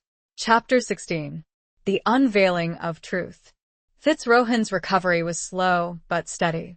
Isabel remained by his side, tending to his needs, nursing him back to health, their bond deepening with each passing day. The castle healer, with her knowledge of herbs and her skilled hands, played a crucial role, but it was Isabel's unwavering devotion, her love, her presence, that seemed to be the most potent medicine. As Gareth regained his strength, he began to share more of his past, revealing the secrets that had haunted him for so long. He spoke of Lyra, of his love for her, of his failure to save her, of the guilt that had consumed him. "I saw her in you, Isabel," he said one evening, as they sat by the fire in his chambers. "Not just her appearance, but her spirit, her courage, her defiance. It was as if she had been reborn in you." Isabel listened, her heart aching for him. She understood now the depth of his pain, the weight of his burden. She understood why he had hunted her, not as an enemy, but as a reminder of a love he had lost, a chance to redeem himself. "But you are not Lyra," Gareth continued, his gaze meeting hers. "You are Isabel, and I love you for who you are, not for who you remind me of." Isabel smiled, her eyes filled with tears. "And I love you for who you are, Gareth," she said, "not for who you were expected to be." He took her hand, his touch gentle and reassuring. "There is one more secret I must share with you, Isabel," he said. "A secret that connects me to Lyra in a way you may not expect." Isabel's heart skipped a beat. What secret could he possibly be hiding? Gareth hesitated, his gaze shifting away from hers. "Lyra was not just my lover," he said, his voice low and hesitant. "She was also my sister." Isabel's eyes widened in shock. "His sister? But how?" "We were half-siblings," Gareth explained. "Our father was a nobleman who had an affair with Lyra's mother, a commoner. Lyra was raised in secret, hidden from the world." Isabel's mind raced. It explained so much. His devotion to Lyra, his guilt over her death, his obsession with finding her killer. "When I learned of her existence, I sought her out," Gareth continued. "We fell in love before we knew the truth. When we discovered our relationship, it was too late. Our love was forbidden, but it was also undeniable." Isabel felt a wave of sympathy for Gareth, for the forbidden love he had experienced, for the tragic loss he had endured. "We kept our love a secret," Gareth said. "But Ashworth discovered it. He used it to blackmail Lyra. He threatened to reveal our secret unless she agreed to spy for him. He wanted her to gather information on your husband on Westmere." Isabel's blood ran cold. So, Lyra had been a spy? Working for Ashworth? She refused, Gareth said. She would not betray her honor or her love. That is why Ashworth framed her for treason. That is why he had her executed. Isabel felt a surge of admiration for Lyra, for her courage, for her integrity, for her refusal to compromise her principles. "And that is why I have dedicated my life to bringing Ashworth to justice," Gareth said, his voice filled with a mixture of grief and determination. "To avenging Lyra's death, to clearing her name, and to protecting you, Isabel, because you are the closest I will ever get to having her back." The unveiling of truth, a painful and complicated revelation, had finally brought closure to the past. It had explained the mysteries, resolved the ambiguities, and cemented the bond between Isabel and Gareth. The castle chamber, a place of recovery and confession, had become a sanctuary of understanding, a testament to the enduring power of love, even in its most forbidden and tragic forms. The fire crackled, casting long shadows, but the light of truth illuminated their faces, promising a future free from the secrets that had haunted them. Chapter 17. Beyond the Castle Walls. With Fitzrohan recovered and Ashworth awaiting trial, Isabel and Gareth finally had time to consider their future. The war with Northumbria was over, the kingdom was secure, and Westmere was safe. The immediate pressures had eased, leaving space for personal reflection and the forging of a new life together. One crisp autumn morning, Isabel and Gareth rode out from Westmere Castle, not in pursuit of enemies or fleeing danger, but simply to enjoy the beauty of the surrounding countryside. The leaves were turning, painting the landscape in hues of gold, red, and brown. The air was fresh and clean, carrying the scent of wood smoke and fallen leaves. They rode in silence for a while, enjoying the peace and tranquility, the sense of freedom, the unspoken understanding that flowed between them. They reached a high vantage point, overlooking the valley below. The castle of Westmere nestled amidst the trees, a symbol of their resilience, their love, their shared destiny. They dismounted, tethering their horses to a nearby tree. They stood together, gazing out at the breathtaking view, their shoulders touching, their hands clasped. "It is beautiful," Isabel said, her voice soft. "Westmere has always been my home, my sanctuary." Gareth nodded, his gaze sweeping across the landscape. "It is a place worth fighting for," he said. "A place worth protecting." He turned to face her, his eyes filled with a deep, abiding love. "Isabel," he said, his voice husky with emotion, "I have made many mistakes in my life. I have caused pain. I have suffered loss. But meeting you has changed everything. You have given me a second chance. A chance to love. A chance to be happy. A chance to build a new life." He knelt before her, taking her hands in his. "Isabel of Westmere," he said, his voice firm and clear. "Will you do me the honor of becoming my wife? Will you share your life with me? Will you help me build a future filled with love and peace and happiness?" Isabel's eyes filled with tears, tears of joy, of relief, of a love that had blossomed amidst adversity, a love that had defied the odds, a love that had healed the wounds of the past. "Yes, Gareth," she said, her voice trembling with emotion. "Yes, I will. I will marry you.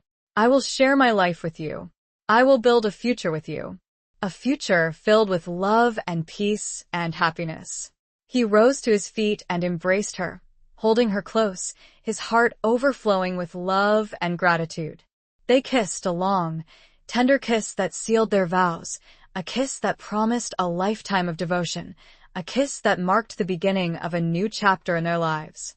They stood there for a long time, embraced in each other's arms, gazing out at the landscape, their hearts filled with hope and anticipation. They spoke of their plans, of their dreams, of the future they would build together. They spoke of rebuilding Westmere, of restoring its prosperity, of raising a family, of creating a legacy of love and peace. They decided to leave the king's court, to return to Westmere permanently, to dedicate their lives to their people, to their land, to each other. They would create a haven of peace and tranquility, a place where justice and compassion reigned, a place where love and laughter flourished. They returned to the castle, their hearts filled with joy, their steps light, their faces radiant. The people of Westmere, sensing the change in their demeanor, greeted them with cheers and smiles, their hearts filled with hope for the future. The news of their impending marriage spread quickly, bringing joy and celebration throughout the land. It was a symbol of hope, of renewal, of a new beginning after a period of darkness and turmoil. The landscape, bathed in the golden light of autumn, seemed to reflect their happiness, their love, their shared destiny. Beyond the castle walls, a new life awaited them, a life free from the shadows of the past, a life filled with the promise of a brighter future. The hilltop, a place of quiet contemplation, had become a witness to their vows, a testament to the enduring power of love to conquer all obstacles, to heal all wounds, to create a new beginning from the ashes of the past. Chapter 18. The Weight of a Kingdom. Before Isabel and Gareth could fully settle into their life at Westmere, a summons arrived from King Edward. It was not a command, but a request, couched in terms of urgent need and framed as a matter of utmost importance to the realm. The king, aging and increasingly frail, wished to appoint Gareth as his heir, to secure the succession and ensure the stability of the kingdom. The news was a shock, both to Isabel and Gareth. They had dreamed of a quiet life at Westmere, far from the intrigues and burdens of court. The prospect of ruling a kingdom, of shouldering the immense responsibility for the welfare of an entire nation, was daunting, to say the least. They discussed the king's request at length, debating the pros and cons, weighing their personal desires against the potential good they could do. Isabel, initially hesitant, saw the potential for Gareth to implement the values they both held dear: justice, compassion, and peace on a much larger scale. Gareth, though reluctant to abandon their plans for Westmere, felt a sense of duty, a responsibility to the kingdom that had shaped his life. "It is a heavy burden, Isabel," Gareth said, his voice troubled. "A burden I never sought. A burden I fear I may not be worthy of." Isabel took his hand, her gaze firm and unwavering. "You are worthy, Gareth," she said. "You are the most honorable man I know. You are just and compassionate and strong. You would be a good king, a great king." She paused, her eyes searching his. "But it is your decision, Gareth," she said. "I will support you whatever you decide. If you choose to accept the king's offer, I will stand by your side. If you choose to decline, I will understand." Gareth looked at her, his heart filled with love and gratitude. He knew that Isabel was his strength, his anchor, his guiding star. He knew that, with her by his side, he could face any challenge, overcome any obstacle. "I cannot do this without you, Isabel," he said, his voice husky with emotion. "If I am to be king, you must be my queen. Not just in name, but in deed. You must be my partner, my advisor, my strength." Isabel smiled, her eyes shining with love and determination. "Then we shall do this together, Gareth," she said. "We shall face this challenge together. We shall build a better kingdom together." They sent a message to King Edward, accepting his offer, but with a condition. They would agree to the succession, but they would also insist on implementing reforms, on creating a more just and equitable society, on promoting peace and prosperity throughout the realm. The king, though initially surprised by their boldness, ultimately agreed to their terms. He recognized their integrity, their vision, their commitment to the welfare of the people. He saw in them the future of the kingdom, a future brighter and more hopeful than he had ever imagined. The news of Gareth's appointment as heir and his impending marriage to Isabel was met with mixed reactions throughout the kingdom. Some welcomed the change, seeing in them a hope for a new era of peace and prosperity. Others, particularly those who had benefited from Ashworth's corrupt regime, were apprehensive, fearing the loss of their power and privilege. Isabel and Gareth returned to the king's court, not as fugitives or supplicants, but as the future rulers of the realm. They were greeted with a mixture of respect, awe, and suspicion. They knew that they faced a difficult task, that they would have to overcome resistance and opposition, that they would have to prove themselves worthy of the trust that had been placed in them. The weight of a kingdom rested upon their shoulders, a heavy burden, but also a profound opportunity. They were determined to use their power wisely, to create a better world for their people, to build a legacy of justice, compassion, and peace. The castle, once a place of fear and intrigue, now represented a new beginning, a chance to reshape the destiny of a nation. They stood together, hand in hand, ready to face the challenges ahead, their love a source of strength and inspiration, their vision a guiding light for the future. Chapter 19. A Promise Forged in Fire. The wedding of Isabel and Gareth was a grand affair, a celebration of love, loyalty, and a new beginning for the kingdom. The great hall of the king's castle was filled with nobles, knights, and dignitaries from across the land. Flowers adorned every corner, banners bearing the combined crests of Westmere and Fitzrohan hung from the rafters, and the air was filled with music, laughter, and the scent of roasted meats and fine wine. Isabel, radiant in a gown of white silk and silver embroidery, walked down the aisle on the arm of King Edward himself, a symbolic gesture of his blessing and his faith in the couple. Gareth, standing at the altar in a tunic of deep blue velvet, his eyes shining with love and admiration, watched her approach, his heart overflowing with emotion. The ceremony was performed by the abbot from the monastery that had once sheltered Isabel, a poignant reminder of her journey, of the trials she had overcome, of the unexpected path that had led her to this moment. The vows they exchanged were not just traditional pronouncements, but heartfelt declarations of their love, their commitment, their shared vision for the future. I, Gareth, take you, Isabel, to be my wife, my partner, my queen, Gareth said, his voice clear and strong, his gaze unwavering. I promise to love you, to honor you, to protect you, to stand by your side through all the challenges and triumphs that lie ahead. I promise to be a just and compassionate ruler, to serve the kingdom with integrity and wisdom, to build a future of peace and prosperity for all. I, Isabel, take you, Gareth, to be my husband, my partner, my king, Isabel replied, her voice trembling with emotion, her eyes shining with love. I promise to love you, to honor you, to support you, to stand by your side through all the challenges and triumphs that lie ahead.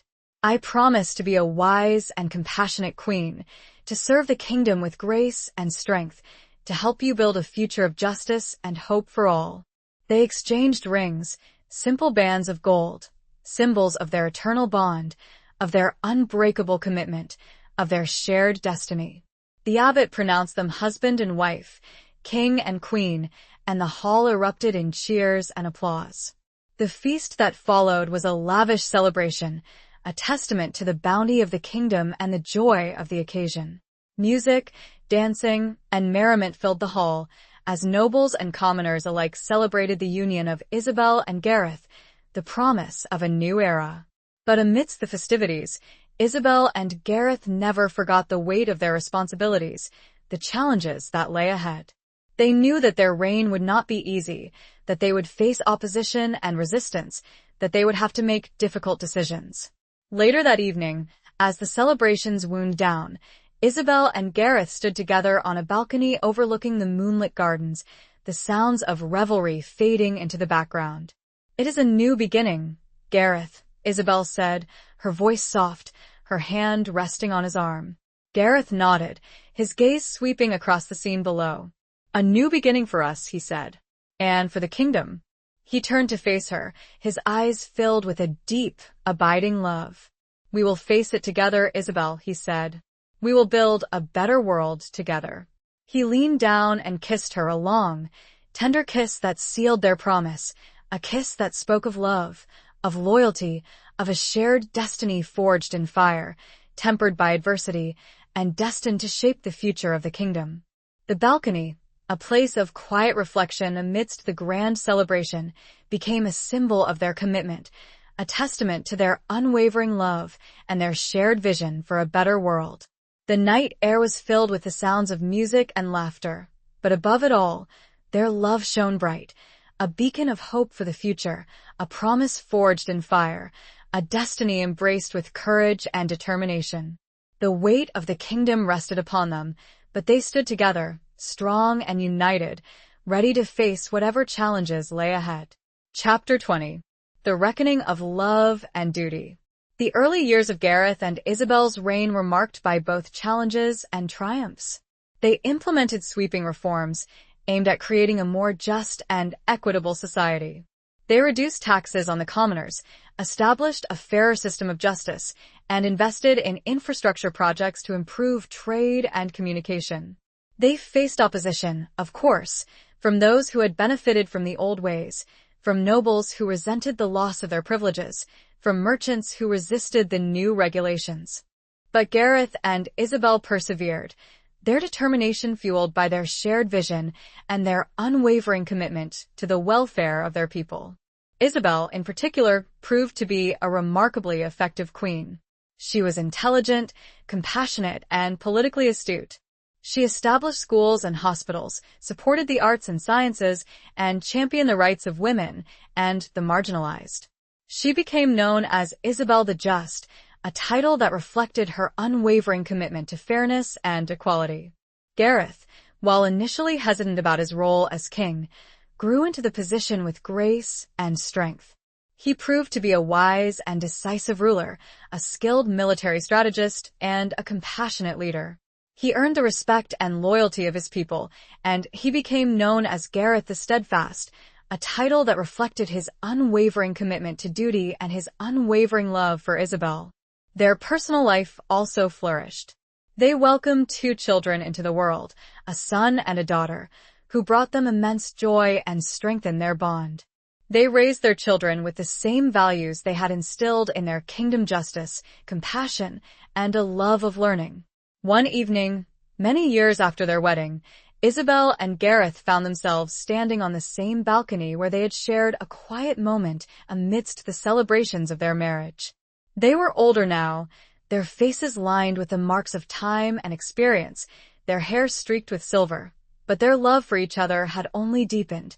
Their bond had only strengthened. They looked out at the moonlit gardens, the scene below a reflection of the peace and prosperity they had brought to the kingdom. The sounds of laughter and music drifted up from the courtyard, where a celebration was underway, marking the anniversary of their coronation. "We have come a long way, Gareth," Isabel said, her voice soft, her hand resting on his arm. Gareth nodded, his gaze sweeping across the scene below. "We have faced many challenges," he said, "but we have overcome them together." He turned to face her, his eyes filled with a deep, abiding love. "I could not have done it without you, Isabel," he said.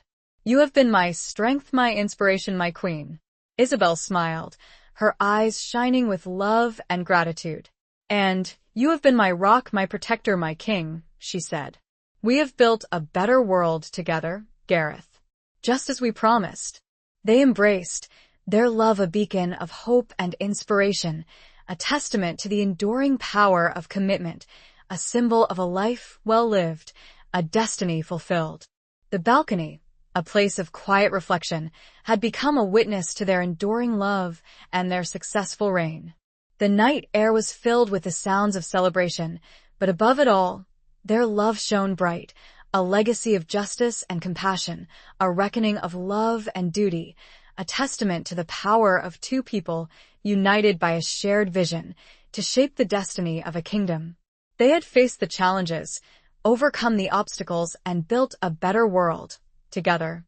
Their love story, interwoven with the fate of their kingdom, had reached its culmination, a harmonious blend of personal fulfillment and public service. Epilogue. Years passed, turning into decades.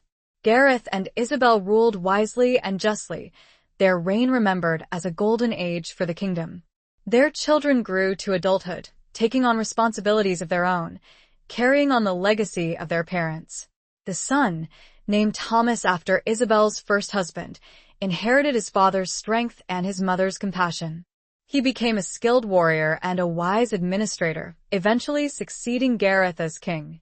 The daughter, named Lyra after Gareth's sister, inherited her father's intelligence and her mother's sense of justice. She became a renowned scholar and a powerful advocate for the rights of the marginalized, ensuring that the principles of equality and fairness continued to guide the kingdom.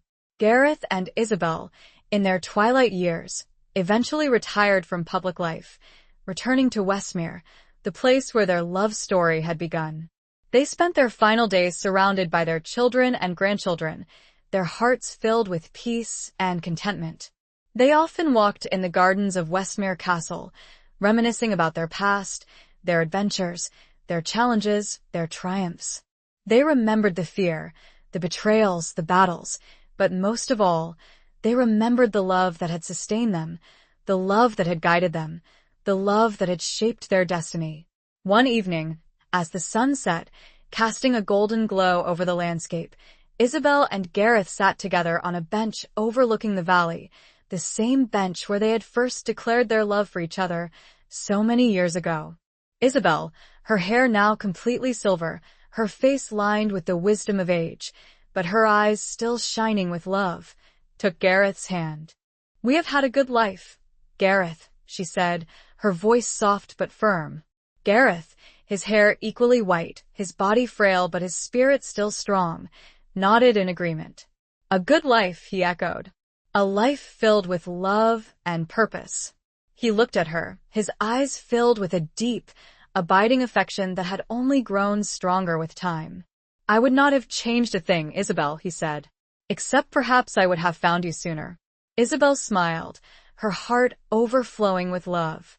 "And I would have trusted you sooner," she said.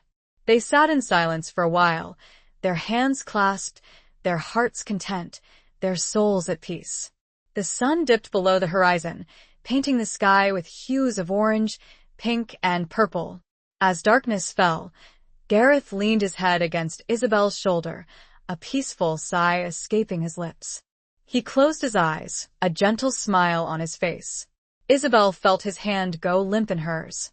She knew, without needing to check, that he was gone. He had passed away peacefully, in the place he loved most, in the arms of the woman he loved most. Isabel remained there for a long time, holding Gareth's hand, her heart filled with a mixture of grief and gratitude. She grieved for the loss of her beloved husband, her partner, her king. But she also felt gratitude for the life they had shared, for the love they had found, for the legacy they had created. She knew that Gareth's spirit would live on, in the hearts of their children and grandchildren, in the memory of their people, in the enduring legacy of their just and compassionate reign. As the stars began to appear in the night sky, Isabel finally rose to her feet. She looked down at Gareth's peaceful face, a single tear rolling down her cheek. "Farewell, my love," she whispered. "Until we meet again." She turned and walked slowly back towards the castle, her silhouette outlined against the starlit sky. She was alone, but she was not afraid.